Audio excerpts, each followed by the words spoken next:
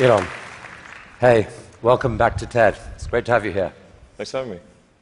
So, in the next half hour or so, we're going to spend some time exploring your vision for what an exciting future might look like, which I guess makes the first question a little ironic. Why are you boring? Yeah, I ask myself that frequently. We're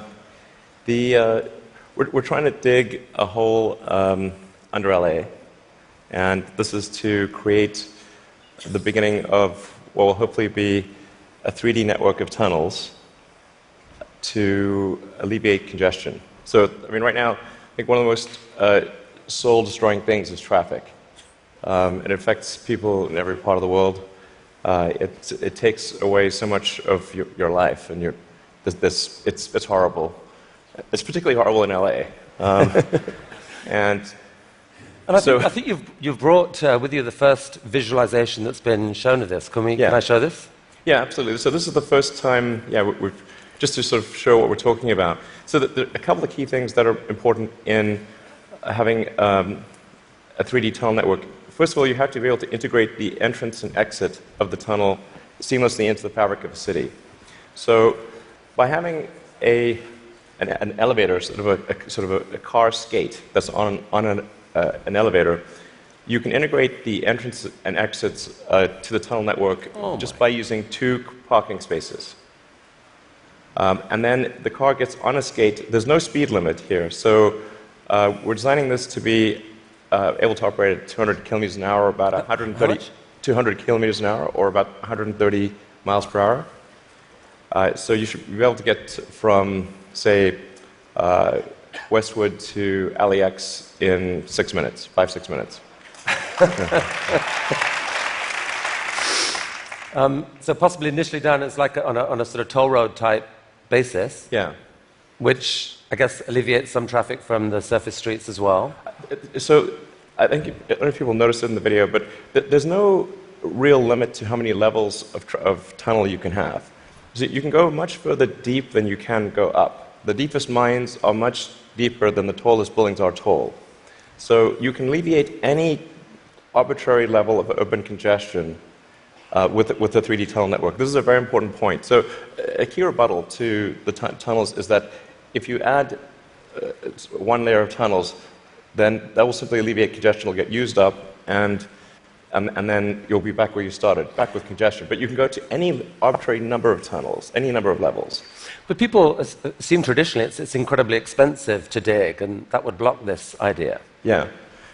Well, they're right. To give you an example, the LA subway extension, which is, I think it's a 2.5-mile extension, that was just completed for $2 billion. So it's roughly $1 billion a mile to do the subway extension in LA. And this is not the highest utility subway in the world. It's quite difficult to dig tunnels normally. I think we need to have at least a 10-fold improvement in the cost per mile of tunneling. And how could you achieve that? I guess, actually, if you just do 2 things, you can get to approximately an order of magnitude improvement, and I think you can go beyond that.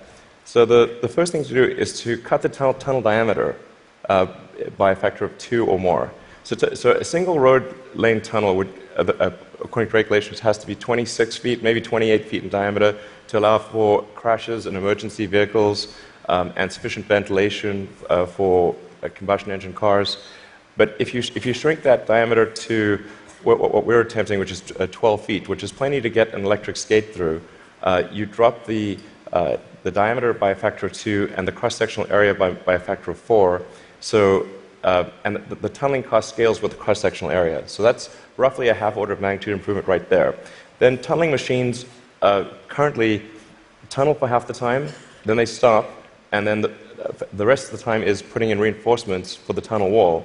So if you design the machine instead to do continuous tunneling and reinforcing, that'll give you a factor of 2 improvement. Combine that, and it's a factor of 8. Also, these machines are far from being at their power or thermal limit. So you can jack up the power to the machine substantially.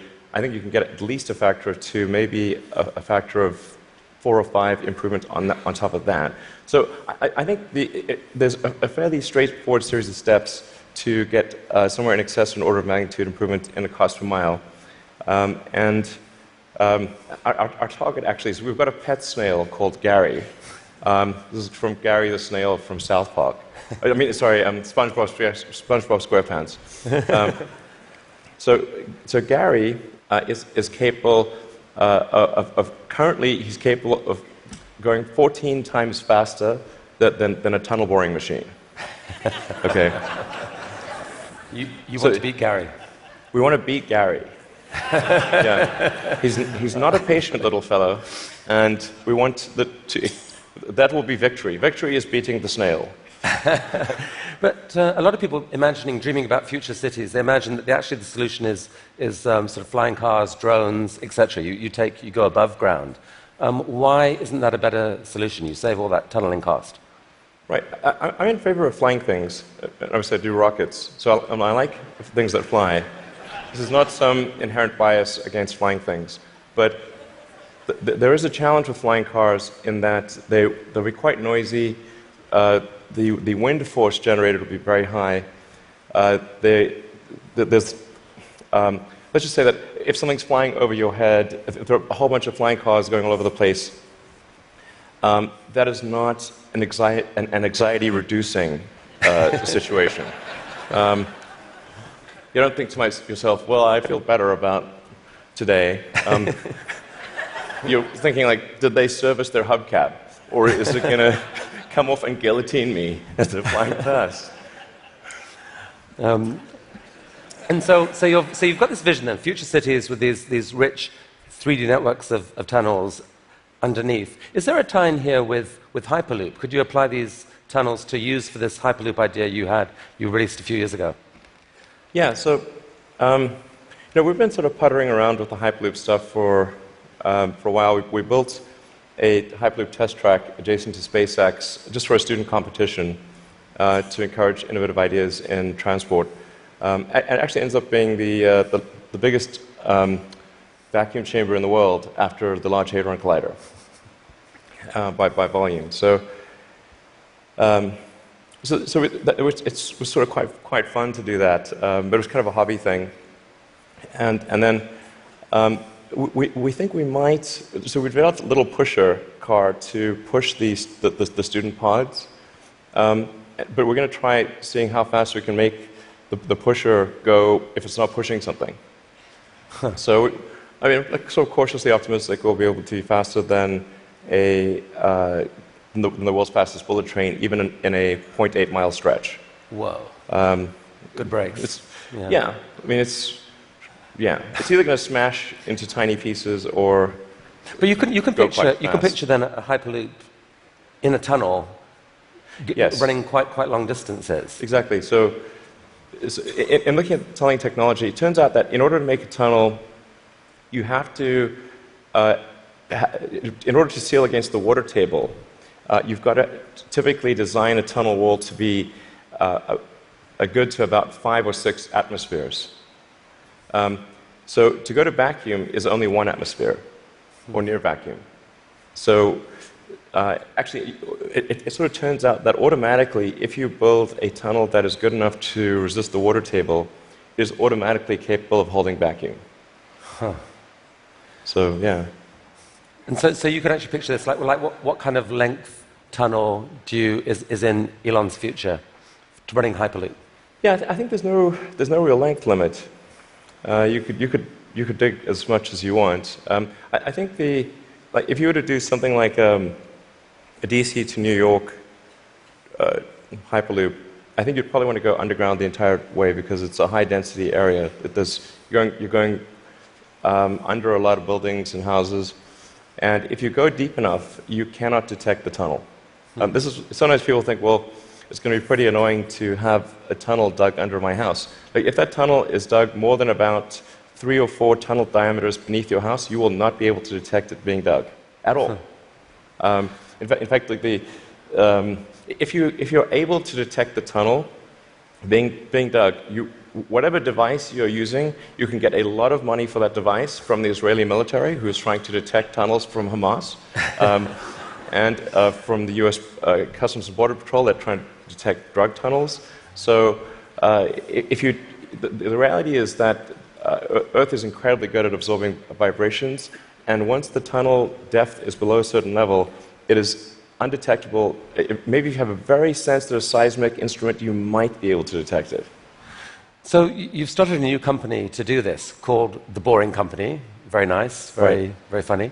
What's funny about that? How much of your time is this?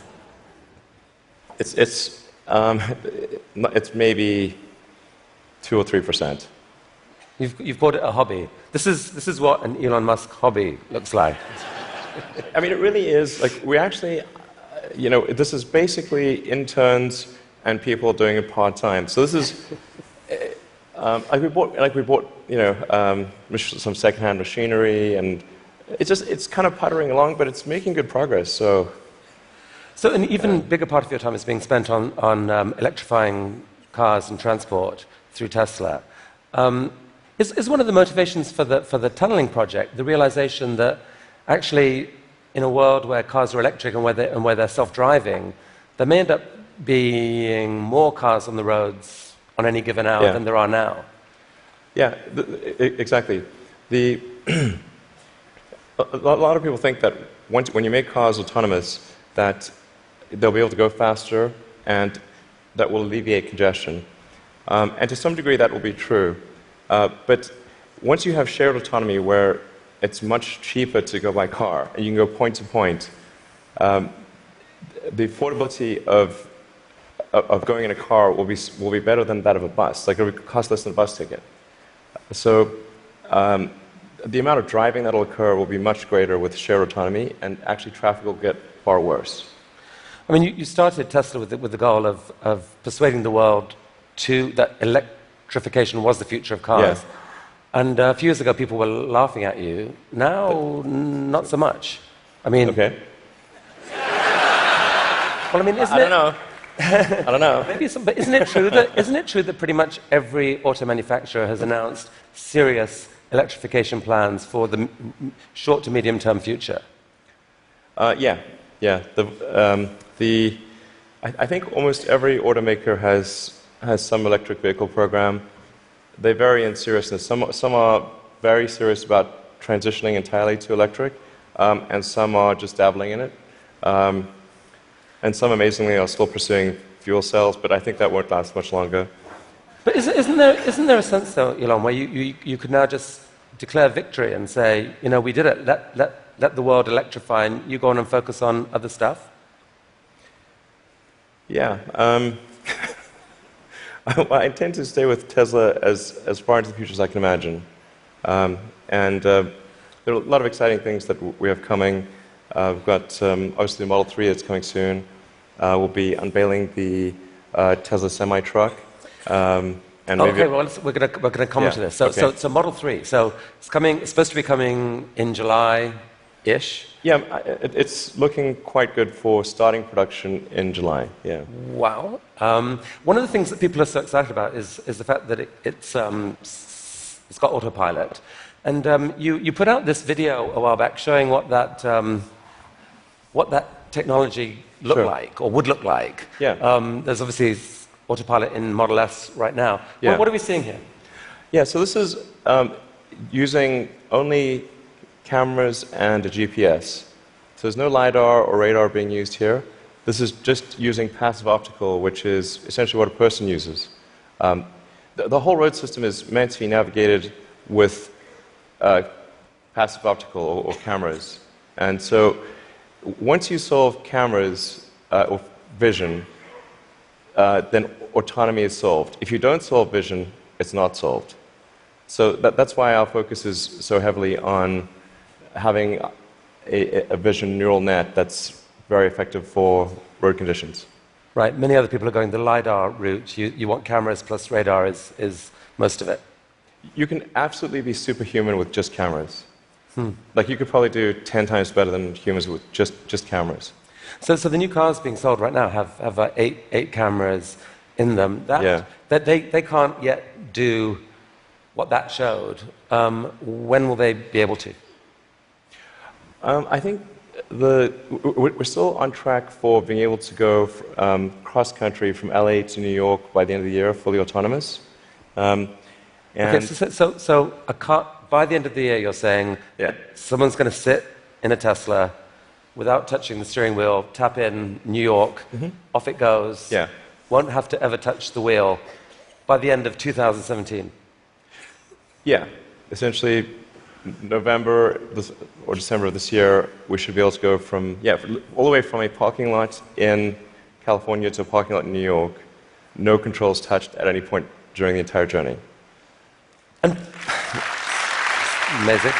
But part of that is possible because you've already got a fleet of Teslas driving all these roads. You're accumulating a huge amount of data of that national road system. Yes. The thing that will be interesting is that I'm actually fairly confident it will be able to do that route even if you change the route dynamically.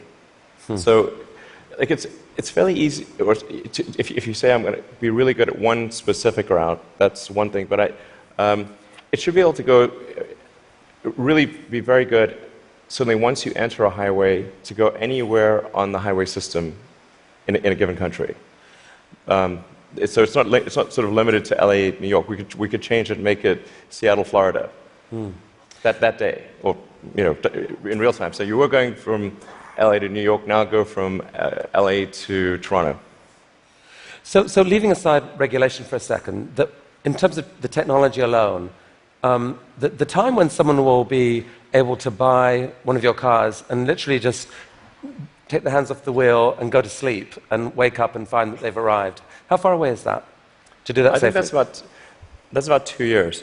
So the real trick of it is not, how do you make it work, say 99.9% of the time? Because if a car crashes, say 1 in 1,000 times, then you're probably still not going to be comfortable falling asleep. That's, you shouldn't be, certainly. But by the same time, it's never going to be perfect. No system is going to be perfect. But if you say it's perhaps, the car is unlikely to crash in 100 lifetimes or 1,000 lifetimes, then people are like, okay, wow, if I would live 1,000 lives, I would still most likely never experience a crash, then that's probably okay. To sleep.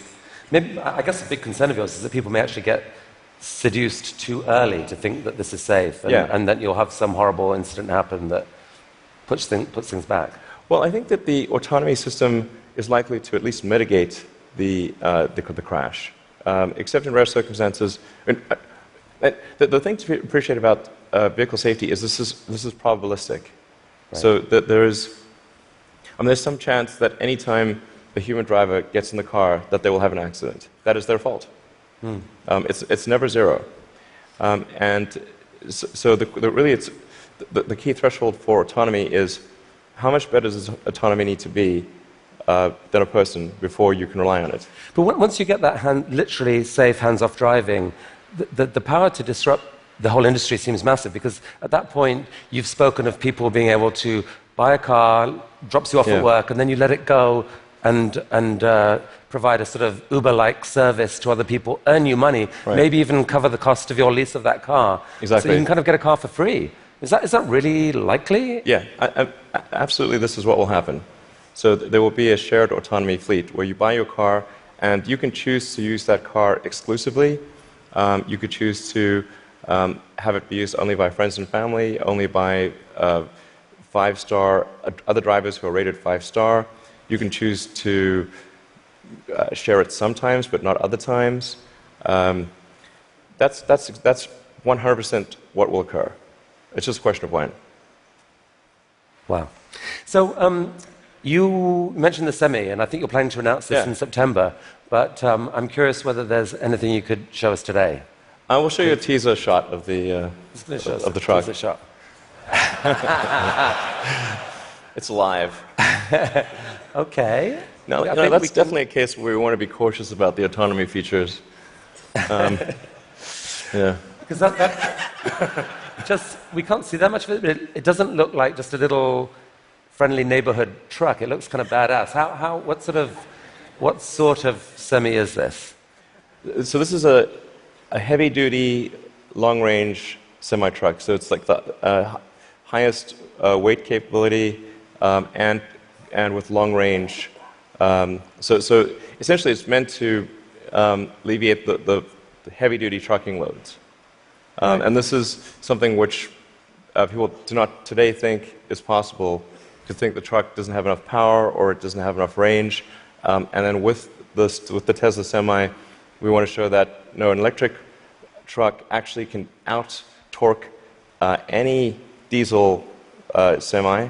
And if you had a tug-of-war competition, like the Tesla Semi will tug the diesel semi uphill. Okay. That's pretty cool. And short term, these aren't driverless. These are going to be trucks that truck drivers want to drive. Yes.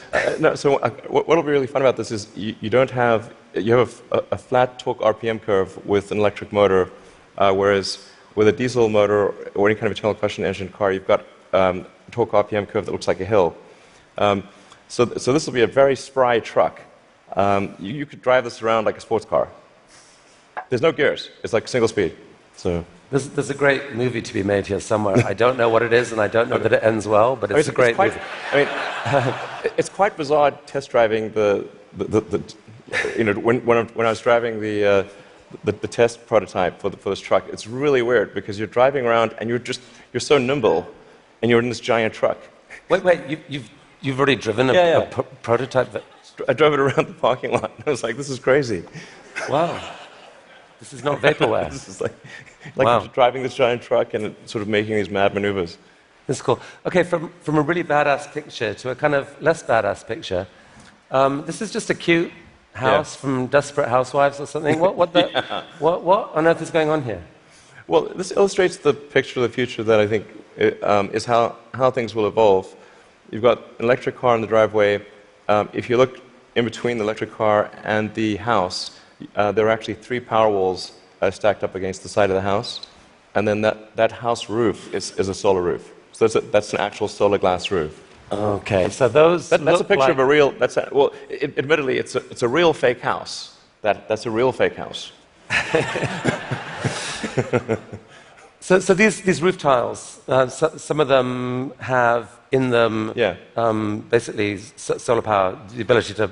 Yeah, so the solar glass tiles where you can adjust the texture and the color at a very fine-grained level, and then there are sort of micro louvers in the glass, such that when you're looking at the roof from street level or close to street level, all the tiles look the same whether there is a solar panel behind it or a solar cell behind it or not. So you have an even color from the ground level. If you were to look at it from a helicopter, you would be actually able to look through and see that some of the glass tiles have a solar cell behind them and some do not. Right. You put them in the ones that are likely to see a lot of sun. Yes. And that makes these roofs super affordable, right? They're not that much more expensive than just tiling the roof. Yeah. We're very confident that the cost of the roof plus the cost of electricity, that a solar glass roof will be less than the cost of a normal roof plus the cost of electricity. So in other words, this will be economically a no-brainer. We think it will look great, and it will last. I mean, we thought about like having the warranty be infinity, but then people thought, well, that might sound like we were just talking rubbish. But actually, this is toughened glass. Like well after the house has collapsed, and there's nothing there, the roof the glass tiles will still be there. Okay, so I think you're rolling. This is cool. So you're rolling this out in a couple weeks' time, I think, with four different roofing types. Yeah, we're starting off with two initially, and then the second 2 will be introduced early next year. And what's the scale of ambition here? How many houses do you believe could end up having this type of roofing? I mean, I think eventually almost all houses will have a solar roof. Now the thing is to consider the time scale here to be probably on the order of 40 or 50 years. So on average, a roof is replaced every 20 to 25 years. So, but you don't start replacing all roofs immediately. But eventually, if you say we were to fast forward to, say, 15 years from now, it will be unusual to have a roof that does not have solar. Is there a mental model thing that people don't get here that there's been, because of the shift in the sort of cost economics of solar power, that like most houses actually have enough sunlight on their roof pretty much to power all of their needs. If you could capture the power, it could pretty much power all their needs, right? You could go off grid, kind of. Yeah, it depends on where you are and what the house size is relative to the roof area. But yeah, it's a fair statement to say that most houses in the US have enough roof area to power all the needs of the house. Okay, so the key to the economics of the cars, the these houses, is the falling price of lithium-ion batteries, which you've made a huge bet on as Tesla. In many ways, that's almost the core competency. And you've decided that to really own that competency, you just have to build the world's largest manufacturing plant and kind of double the world's supply of lithium-ion batteries. Yeah. With this guy. What is this? Yeah, so that's the Gigafactory, the progress so far in the Gigafactory. Eventually, you can sort of roughly see that there's sort of a diamond shape overall, and when it's fully done, it'll look like a giant diamond, or that's the idea behind it. And it's aligned on true north. There's a small detail, but and capable of producing eventually 100 gigawatt hours of batteries a year. 100 gigawatt hours. We think probably more, but yeah.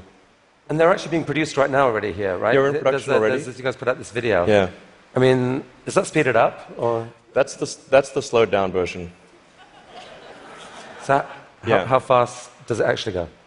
Well, when it's running at full speed, you can't actually see the cells without a strobe light. It's just blur. And I mean, one of your core ideas, Elon, about what makes an exciting future is a future where we no longer feel guilty about energy. Help us picture this. I mean, how many gigafactories, if you like, does it take to get us there? It's about 100, roughly. It's not 10, it's not 1,000, most likely 100. See, I kind of find this amazing. Like, you can actually picture, if that's right, you can picture what it would take to move the world off this vast fossil fuel thing. It's like you're building one, costs $5 billion, maybe the next one, or whatever, $5 to $10 billion. Yeah. Like, it's kind of cool that you can picture that project. And you're planning to do a Tesla, or at least announce another two this year. I think we'll announce locations for somewhere between 2 and 4 gigafactories later this year. Yeah, probably 4. Whoa. Okay. I can't tease. No more teasing from you for here. Like, where? Continent? You can say no. We need to address a global market. Yeah. Okay. This is cool. I think we should talk for global market. So I have to ask you one question. I'm going to ask you one question about politics. Only one. I'm kind of sick of politics, but I do need to ask you this. You're on a body now giving advice to a guy who has said he doesn't really believe in climate change. And there's a lot of people out there who kind of think you shouldn't be doing that. They'd like you to walk away from that. What would you say to them? Well, I think that first of all, I'm just on 2 advisory councils where the format consists of going around the room and asking people's opinion on things. And so there's like a meeting every month or 2. that's the sum total of my contribution. But I think to the degree that there are people in the room who are arguing in favor of doing something about climate change, or other certain social issues. I've used the meetings I've had thus far to argue in favor of immigration and in favor of climate change.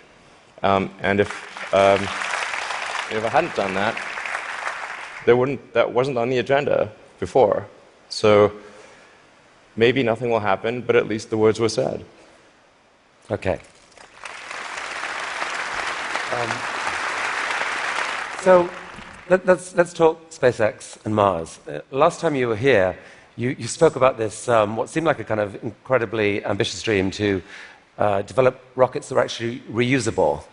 And you've only gone and done it. Yeah. I mean, talk us through this. What are we looking at here? Yeah, so this is one of our rocket boosters coming back from very high and fast in space. So just delivered the upper stage at high velocity.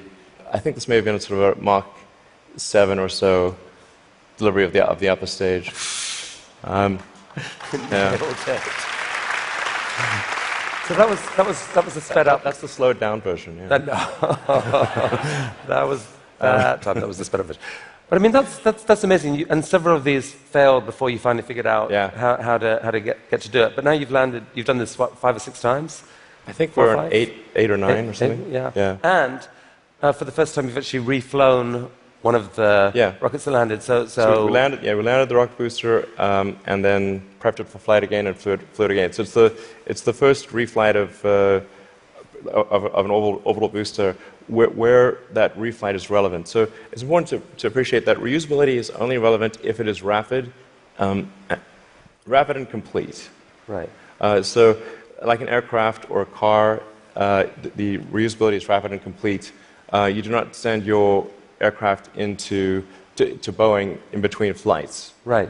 So this is allowing you to dream of this really ambitious idea of sending many people to Mars in 10 or 20 years time, I guess. Yeah. In the next 20 years. And you've designed this outrageous rocket to do it. Help us understand the scale of this thing. Well, I think visually you can see that's person. Yeah, and that's the vehicle. So if that was a skyscraper, that's like a 40. Did I read that? 40 stories. Yeah, maybe a little more. Yeah. The thrust level of this is really this configuration is about 4 times the thrust of the Saturn V moon rocket. 4 times the thrust of the biggest rocket humanity ever created before. Yeah. I mean, as one does. Yeah. I mean, in units of 747, 747 is only about a quarter million pounds of thrust. So so there are for every 10 million pounds of thrust, there's 47. So this would be the thrust equivalent of 120 747s, with all engines blazing.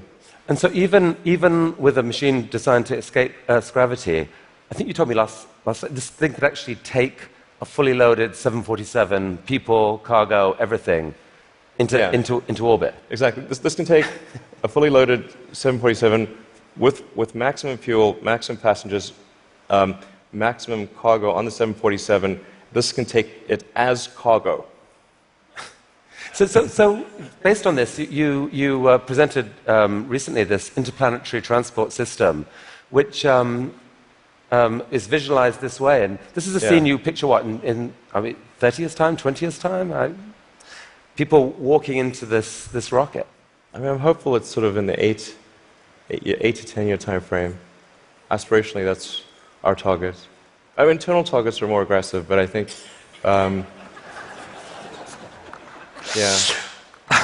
Okay. So this vehicle seems quite large, and is large by comparison with other rockets. I think the future spacecraft will make this look like a rowboat. I mean, this is the future spaceships will be truly enormous.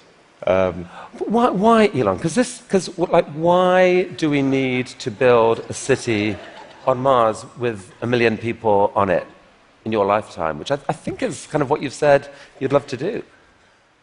Yeah, I think it's important to have a future that is inspiring and appealing. I mean, I just think that there have to be reasons that you get up in the morning and you want to live. Like, why do you want to live? What's the point? What inspires you? What do you love about the future? And if we're not out there, if the future does not include being out there among the stars and being a multi-planet species, I find that it's incredibly depressing if that's not the future that we're going to have.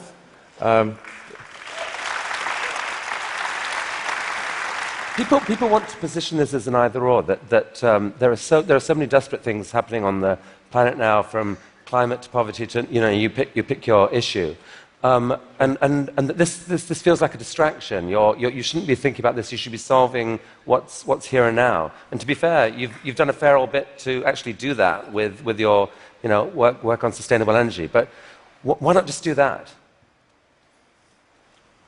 Well, I think there's. I look at the future from a standpoint of the probabilities. It's like a branching stream of probabilities. And there are actions that we can take that affect those probabilities, or that accelerate one thing or slow down another thing, introduce something new to the probability stream. Sustainable energy will happen no matter what. If there was no Tesla, if Tesla never existed, it would have to happen out of necessity. It's tautological. If you don't have sustainable energy, it means you have unsustainable energy. Eventually, you'll run out, and the laws of economics will drive civilization towards sustainable energy inevitably. The fundamental value of a company like Tesla is the degree to which it accelerates the advent of sustainable energy faster than it would otherwise occur. So when I think what is the fundamental good of a company like Tesla, I would say hopefully it does. If it accelerated that by a decade, potentially more than a decade, that would be quite a good thing to occur. That's what I consider to be the fundamental sort of aspirational good of Tesla. Then there's becoming a multi-planet species and spacefaring civilization. This is not inevitable. It's very important to appreciate this is not inevitable. The sustainable energy future, I think, is largely inevitable, but being a spacefaring civilization is definitely not inevitable. If you look at the progress in space, in 1969 we were able to send somebody to the moon. 1969. Then we had the space shuttle. The space shuttle could only take people to low Earth orbit. Then the space shuttle retired, and the United States could take no one to orbit. So that's the trend. The trend is down to nothing. This is not. People are mistaken when they think that technology just automatically improves. It does not automatically improve. It only improves if a lot of people work very hard to make it better. And actually, it will, I think, by itself degrade, actually. You look at great civilizations like ancient Egypt, and they're able to make the pyramids, and they forgot how to do that. And the Romans, they built these incredible aqueducts. They forgot how to do it. It almost seems, listening to you and look at the different things you've done, that you've got this unique double motivation on everything that I find so interesting. Which is, one is this desire to work for humanity's long-term good. The other is this desire to do something exciting. And it's often, it feels like you feel like you need the one to drive the other. With Tesla, you want to have sustainable energy, so you make these super sexy, exciting cars to do it. Solar energy, we need to get there, so we need to make these beautiful roofs. We haven't even spoken about your newest thing, which we don't have time to do, but you want to save humanity from bad AI, and so you're going to create this really cool brain-machine interface to give us all infinite memory and telepathy and so forth. And on Mars, it feels like what you're saying is, yeah, we need to save humanity and have a backup plan, but also we need to inspire humanity, and this is a way to inspire. I think the value of beauty and inspiration is very much underrated, no question. But I want to be clear. I'm not trying to be anyone's savior. That is not the... I'm just trying to think about the future and not be sad. Beautiful statement. I think everyone here would agree that it is not... None of this is going to happen inevitably. The fact that in your mind you dream this stuff, you dream stuff that no one else would dare dream, or no one else would be capable of dreaming at the level of complexity that you do. The fact that you do that, Elon Musk, is a really remarkable thing. Thank you for helping us all to dream a bit bigger. You'll tell me if it ever starts getting genuinely insane, right? Thank you. That was really, really fantastic. That was really fantastic. Thanks, guys. Thank you.